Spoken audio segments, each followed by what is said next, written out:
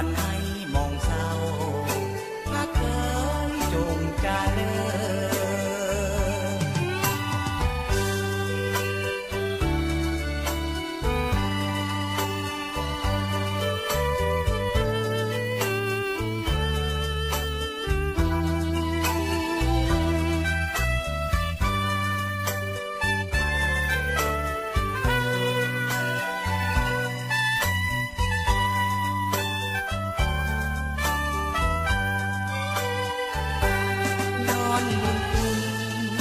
ของพระ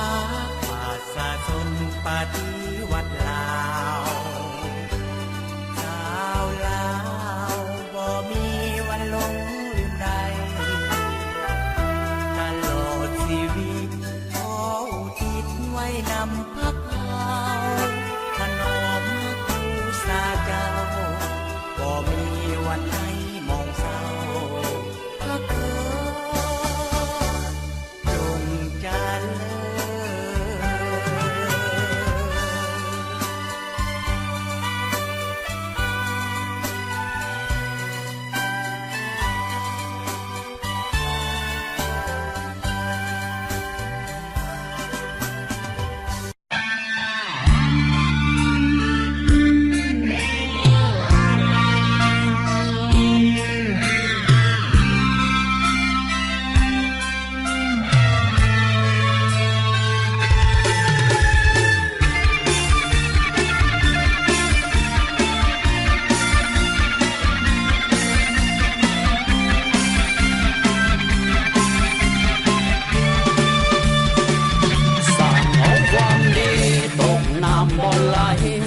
เอาความดี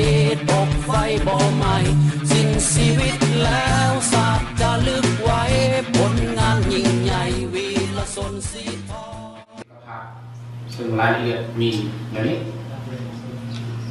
ตามข้อประชุมทั้งหมดเลยพวกเราได้เป็นประชามติอย่างหนึ่งเหมือนสหายดร.กำพันธ์ที่